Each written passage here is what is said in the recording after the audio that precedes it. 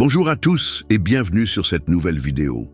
Tout d'abord, je tiens à vous remercier du fond du cœur pour votre fidélité. Votre soutien, vos commentaires et vos partages font vivre cette chaîne et me motivent à vous proposer des histoires toujours plus captivantes. Aujourd'hui, je vous emmène dans un récit mystérieux et émouvant, inspiré par l'univers de Danielle Steel.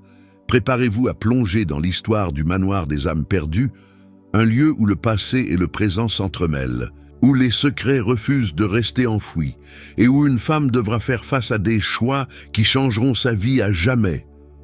Alors, installez-vous confortablement, prenez une boisson chaude et laissez-vous emporter par cette aventure. Lorsque Claire, une jeune femme indépendante et réservée, hérite d'un vieux manoir dans la campagne française, elle pense avoir trouvé l'occasion parfaite de recommencer sa vie loin de l'agitation de la ville.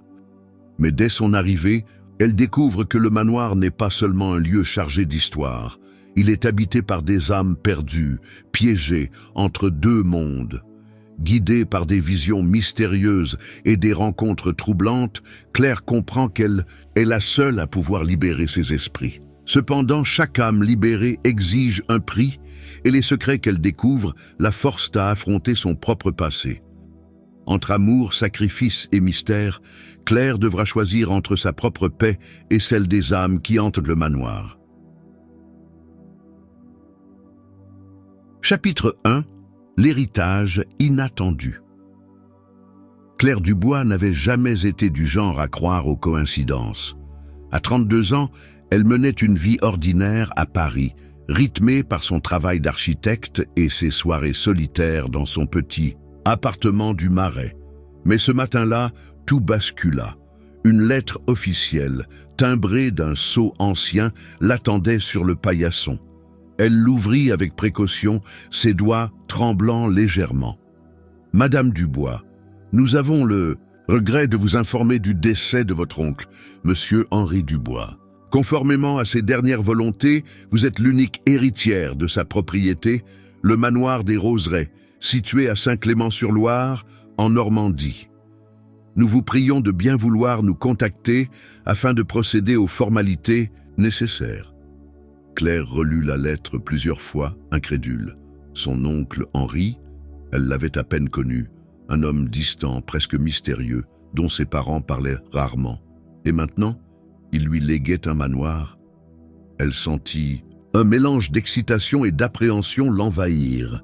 Une semaine plus tard, Claire prenait la route vers Saint-Clément-sur-Loire. Le village, perdu au milieu des collines normandes, semblait figé dans le temps. Les maisons en pierre, les ruelles pavées et les volets colorés lui rappelaient les contes de son enfance. Mais c'est en arrivant devant le manoir des Roseraies qu'elle retint son souffle. Le manoir se dressait majestueusement au bout d'une allée bordée d'arbres centenaires. Ses murs de pierre grise, recouverts de lierre, semblaient murmurer des histoires oubliées. Les fenêtres à meneaux, certaines brisées, reflétaient la lumière du soleil couchant, donnant à l'ensemble une aura à la fois mystérieuse et mélancolique. Claire sentit un frisson lui parcourir l'échine. Elle poussa la lourde porte en bois qui grinça sur ses gonds rouillés. L'intérieur était sombre, poussiéreux, mais empreint d'une étrange beauté. Les meubles anciens recouverts de drapes blancs ressemblaient à des fantômes silencieux. Les murs étaient ornés de portraits jaunis, leurs regards semblant suivre chacun de ses pas. Claire décida de s'installer dans la chambre du premier étage, la seule qui semblait encore habitable. Elle déballa ses affaires, alluma une bougie pour chasser l'obscurité et s'assit sur le lit en soupirant. La journée avait été longue et elle se sentait épuisée, mais aussi curieuse. C'est alors qu'elle entendit un bruit, un léger grattement, comme si quelqu'un frottait un doigt contre une vitre. Elle se leva, le cœur battant, et se dirigea vers la fenêtre. Rien, seule la nuit noire et le vent dans les arbres. Elle secoua la tête, se reprochant son imagination trop fertile. Mais cette nuit-là, elle fit un rêve étrange. Elle se trouvait dans la salle de bal du manoir, vêtue d'une robe d'époque. Une musique lointaine, un air de valse, résonnait dans l'air. Devant elle, une femme en robe blanche lui tendait une clé en bronze. « Libère-nous ». murmura-t-elle d'une voix douce, mais désespérée.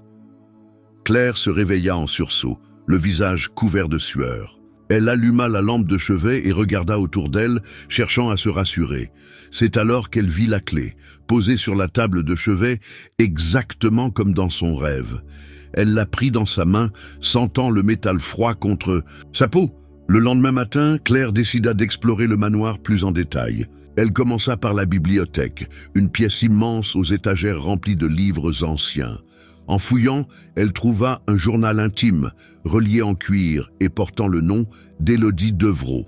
Les premières pages dataient de 1789. « Mon cher journal, aujourd'hui, j'ai rencontré un homme qui a changé ma vie à jamais. Mais notre amour est interdit et je crains que nous ne soyons maudits. » Claire sentit un frisson la parcourir. Élodie Devreau. Ce nom lui disait quelque chose. Elle continua à lire, découvrant une histoire d'amour tragique, de trahison et de mort. Élodie semblait avoir été enfermée dans le manoir, condamnée à errer entre deux mondes. Le soir venu, Claire retourna dans sa chambre, l'esprit rempli de questions. Elle allait éteindre la lumière lorsqu'elle la vit. Élodie, debout au pied de son lit, vêtue de la même robe blanche que dans son rêve. « Tu dois nous aider », murmura l'apparition. « Nous sommes piégés ici, toi seul peux nous libérer. » Claire, bien que terrifiée, sentit une détermination grandir en elle. Elle ne savait pas encore comment, mais elle savait qu'elle devait aider ces âmes perdues. Le manoir des Roseraies n'était pas seulement un héritage, c'était une mission. Et ainsi commença son voyage dans l'inconnu, un voyage qui allait changer sa vie à jamais. Chapitre 2. Les premières rencontres. Le lendemain matin, Claire se réveilla avec une détermination nouvelle. La rencontre avec Élodie, bien que troublante, avait éveillé en elle un sentiment de devoir. Elle ne pouvait pas ignorer ce qui se passait dans ce manoir. Après un petit déjeuner frugal, composé de thé et de pain rassis trouvé dans la cuisine, elle décida de se rendre au village pour en apprendre davantage sur l'histoire des Roseraies.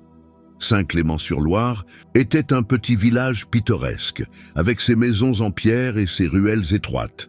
Les habitants, méfiants au premier abord, se montrèrent plus accueillants lorsqu'elle mentionna le manoir. C'est ainsi qu'elle fit la connaissance de Julien Moreau, un jeune historien local, spécialisé dans les vieilles demeures de la région.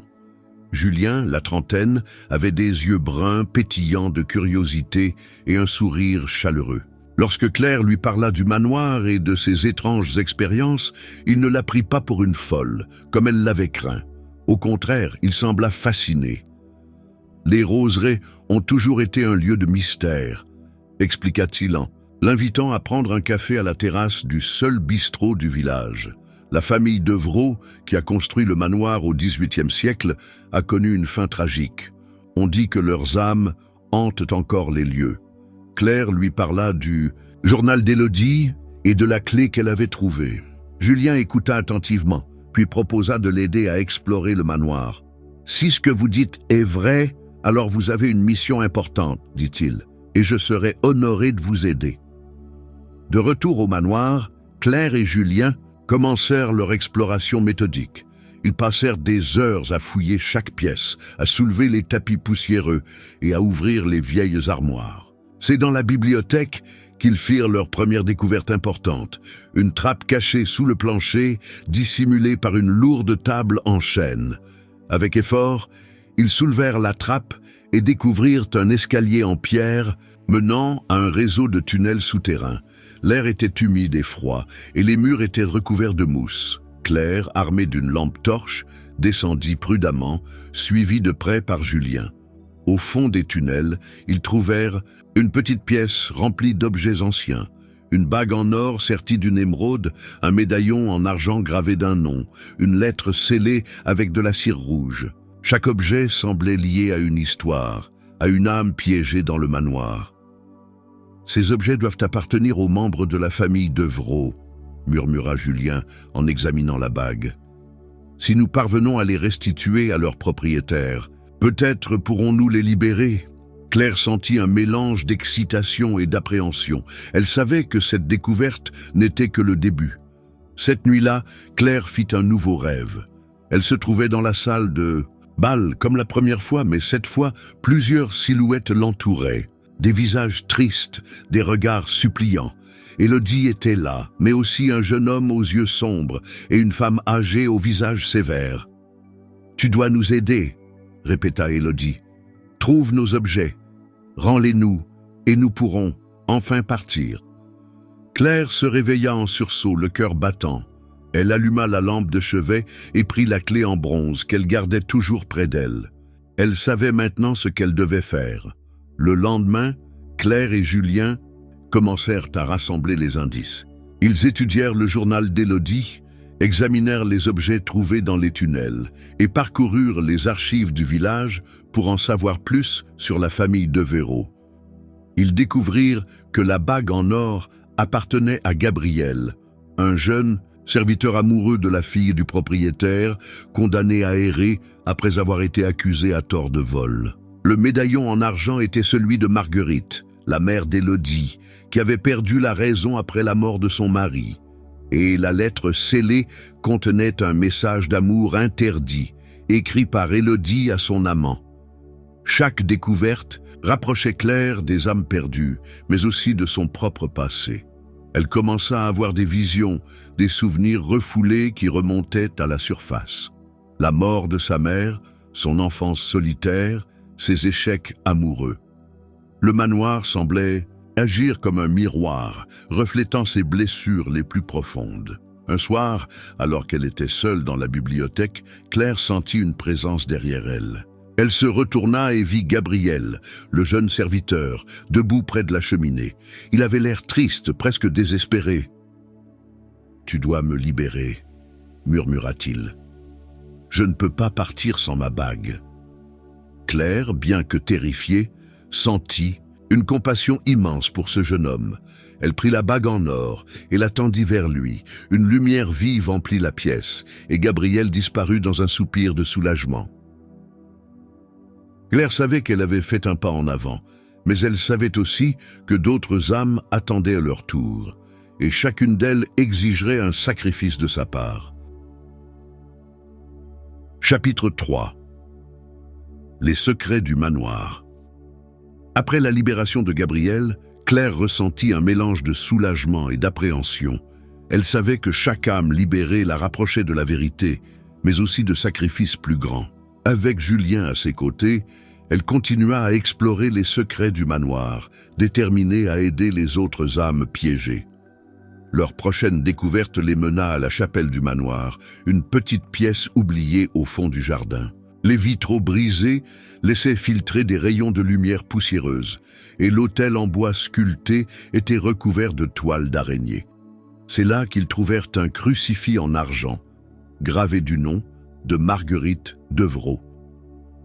Claire sentit immédiatement un lien avec cet objet. Elle prit le crucifix dans ses mains et fut submergée par une vision. Une femme âgée, au visage sévère, priant désespérément dans cette même chapelle. Marguerite semblait en proie à une douleur profonde, comme si elle portait le poids de ses regrets. Marguerite a perdu la raison après la mort de son mari, expliqua Julien en consultant ses notes. Elle a passé ces dernières années enfermée dans cette chapelle, refusant de voir qui que ce soit. Claire comprit que pour libérer Marguerite, elle devait affronter sa propre peur de la solitude.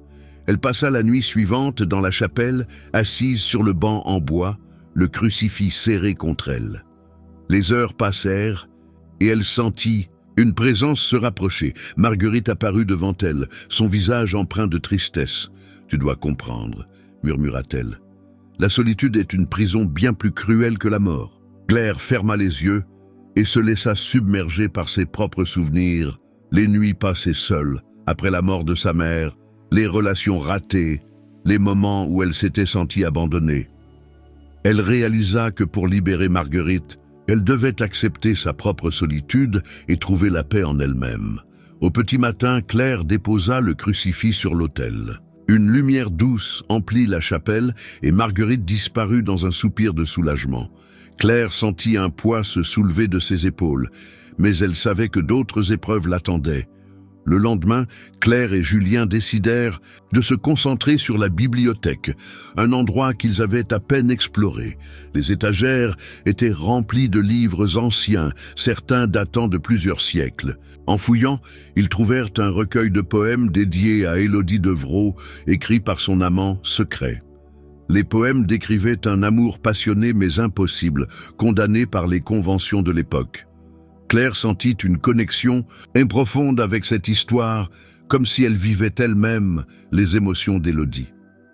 Elle comprit que pour libérer Élodie, elle devait affronter sa propre peur de l'amour et de la vulnérabilité. Cette nuit-là, Claire rêva d'Élodie. Elles dansaient ensemble dans la salle de bal, vêtues de robes d'époque. « Tu dois aimer sans crainte », murmura Élodie. « L'amour est la clé de notre libération. » Au réveil, Claire se sentit plus forte, comme si une partie d'elle avait enfin trouvé la paix. Elle savait que le manoir lui avait donné un cadeau précieux, la possibilité de se réconcilier avec son passé et de s'ouvrir à l'amour. Chapitre 4. Le passé refait surface. Alors que Claire progressait dans sa mission, les visions de son propre passé devenaient de plus en plus intenses. Le manoir semblait agir comme un catalyseur, faisant remonter à la surface des souvenirs qu'elle avait enfouis depuis des années. Un soir, alors qu'elle explorait le grenier, elle trouva une vieille boîte en bois contenant des lettres et des photographies. Parmi elles, une photo de sa mère, jeune et souriante, prise devant le manoir. Claire fut stupéfaite. Elle n'avait jamais su que sa mère avait un lien avec cet endroit. Les lettres révélaient une histoire qu'elle ignorait. Sa mère avait passé une partie de son enfance au manoir, avant que la famille ne soit contrainte de le vendre. Elle y décrivait des moments de bonheur, mais aussi des événements troublants, comme des bruits étranges et des apparitions. Claire sentit un mélange de colère et de tristesse. Pourquoi sa mère ne lui avait-elle jamais parlé de cela? Elle comprit que le manoir était bien plus qu'un simple héritage. C'était un lien avec son propre passé, un passé qu'elle devait affronter pour avancer. Cette nuit-là, elle rêva de sa mère. Elle se tenait dans la salle de bal, main dans la main. « Tu as toujours été assez forte, ma chérie », murmura sa mère. « N'aie pas peur d'avancer. » Au réveil, Claire se sentit plus légère, comme si une partie d'elle avait enfin trouvé la paix. Elle savait que le manoir lui avait donné un cadeau précieux, la possibilité de se réconcilier avec son passé. Le lendemain, Claire et Julien décidèrent de se concentrer sur la dernière âme à libérer, celle de Charles Devreau, le fondateur du manoir. Son histoire était la plus sombre, et son prix serait le plus élevé. Ils trouvèrent un vieux portrait de Charles dans le salon, un homme imposant au regard sévère. En examinant le cadre, ils découvrirent un compartiment secret contenant un journal intime. Les pages racontaient l'histoire d'un homme dévoré par la culpabilité, ayant sacrifié sa famille pour préserver son héritage. Claire comprit que pour libérer Charles, elle devait affronter sa propre culpabilité et accepter les sacrifices qu'elle avait faits dans sa vie. Chapitre 5. Le prix de la liberté. Les dernières âmes à libérer étaient les plus difficiles. L'une d'elles, un enfant nommé Louis, avait péri dans un incendie qui avait ravagé une partie du manoir au XIXe siècle. Pour le libérer, Claire devait affronter sa propre peur du feu. Julien l'accompagna dans la pièce où l'incendie avait commencé, une ancienne cuisine aux murs noircis. Claire sentit une chaleur étrange l'envahir, comme si les flammes du passé revenaient à la vie. Elle prit une bougie et alluma une petite flamme, fixant la lumière avec détermination. Louis apparut devant elle, un petit garçon aux yeux tristes. « J'ai eu peur », murmura-t-il. « Je ne voulais pas partir. » Claire sentit des larmes couler sur ses joues. Elle prit la main de l'enfant et lui murmura des mots apaisants. La flamme de la bougie grandit, puis s'éteignit dans un souffle doux. Louis disparut, emporté par la lumière. La dernière âme était celle de Charles Devreau, le fondateur du manoir. Son histoire était la plus sombre et son prix serait le plus élevé. Charles apparut à Claire sous la forme d'une ombre imposante. Pour libérer les dernières âmes, tu dois renoncer à quelque chose d'essentiel, dit-il, ton lien avec ce lieu. Si tu acceptes, tu ne pourras plus jamais y retourner, et toutes les mémoires des âmes libérées seront effacées. Claire passa des nuits à réfléchir. Le manoir était devenu une partie d'elle, mais elle savait que son devoir était de libérer ses âmes. Avec Julien à ses côtés, elle prit la décision la plus difficile de sa vie. Le jour où on quitta le manoir, elle sentit un dernier souffle de vent chuchoter « Merci ». Les roseraies resteraient à jamais un lieu de mystère, mais Claire savait qu'elle avait accompli quelque chose de plus grand qu'elle-même. Chapitre 6. Le choix ultime. Claire passa plusieurs jours à réfléchir à la proposition de Charles Devreau. Renoncer à son lien avec le manoir signifiait non seulement qu'elle ne pourrait plus jamais y retourner, mais aussi que toutes les mémoires des âmes libérées seraient effacées. Elle se demandait si elle était prête à payer un tel prix. Julien, toujours à ses côtés, l'écoutait avec patience et empathie. « Tu as déjà fait tellement pour eux, Claire », dit-il un soir, alors qu'ils étaient assis dans la bibliothèque, entourés de livres et de notes. « Mais tu dois aussi penser à toi. Est-ce que tu es prête à laisser tout cela derrière toi ?» Claire regarda Julien, ses yeux remplis de doute. « Je ne sais pas, Julien.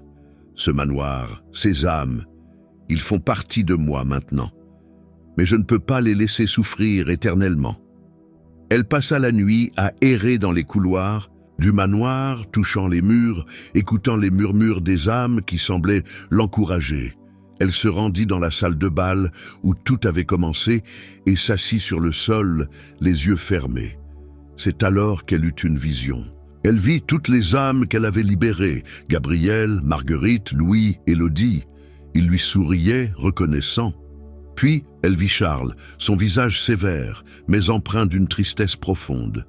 « Tu dois choisir, Claire, » murmura-t-il. « Mais sache que, quoi que tu décides, tu auras déjà fait plus que quiconque. » Au petit matin, Claire prit sa décision. Elle rassembla ses affaires, prit une dernière fois la clé en bronze dans sa main et se dirigea vers la porte d'entrée. Julien l'attendait, un sac à dos sur l'épaule. « Tu es prête ?» demanda-t-il. Claire hocha la tête, les larmes aux yeux. « Oui, je suis prête. » Ils quittèrent le manoir ensemble, marchant lentement sur l'allée bordée d'arbres. Claire sentit un dernier souffle de vent chuchoter « Merci ». Elle se retourna une dernière fois, regardant les roseraies une dernière fois. Le manoir resta silencieux, comme s'il attendait que quelqu'un d'autre vienne un jour percer ses secrets. De retour à Paris, Claire commença une nouvelle vie. Elle reprit son travail d'architecte, mais avec une perspective nouvelle. Elle savait maintenant que chaque lieu avait une histoire, une âme, et elle s'efforça de respecter cela dans ses projets. Julien et elle restèrent proches, leur amitié s'approfondissant avec le temps. Ils parlèrent souvent du manoir, des qu'ils avaient aidés et des leçons qu'ils en avaient tirées. Un an plus tard, Claire reçut une lettre du notaire de Saint-Clément-sur-Loire. Le manoir avait été vendu à un couple de passionnés d'histoire, prêts à le restaurer et à en faire un lieu de mémoire. Claire sourit en lisant la lettre, sachant que les roseraies étaient entre de bonnes mains. Elle se rendit compte que, même si elle avait perdu son lien avec le manoir, elle avait gagné quelque chose de bien plus précieux, la paix intérieure. Elle avait affronté ses peurs, ses doutes, et en était sortie plus forte. Et ainsi, Claire Dubois continua sa vie, portant en elle les souvenirs des âmes perdues et la certitude qu'elle avait fait ce qu'il fallait. Et voilà, chers auditeurs, nous arrivons à la fin de cette histoire captivante et émouvante, le manoir des âmes perdues. J'espère que vous avez été aussi touchés et intrigués que moi par le voyage de Claire, ses choix difficiles et les mystères qui entouraient ce manoir envoûtant. Avant de nous quitter, je tiens à vous remercier du fond du cœur pour votre fidélité, votre écoute attentive et vos commentaires qui font vivre cette chaîne. C'est grâce à vous que je continue à partager ces récits, à explorer des univers variés et à plonger dans des émotions qui nous touchent tous. N'hésitez pas à me dire en commentaire ce que vous avez pensé de cette histoire. Avez-vous ressenti la même tension, la même émotion que Claire en découvrant les secrets du manoir? Quel personnage vous a le plus marqué? Vos retours sont précieux et m'aident à créer des histoires qui vous ressemblent. Si vous avez aimé cette vidéo, n'oubliez pas de liker, de vous abonner et de partager autour de vous. C'est grâce à vous que cette communauté grandit et que je peux continuer à vous proposer des récits inédits. Encore une fois, merci d'être là, d'écouter et de partager ces moments avec moi. Prenez soin de vous et à très bientôt pour une nouvelle aventure. D'ici là, je vous souhaite de belles découvertes et des rêves remplis de mystères et peut-être un peu de magie. À bientôt.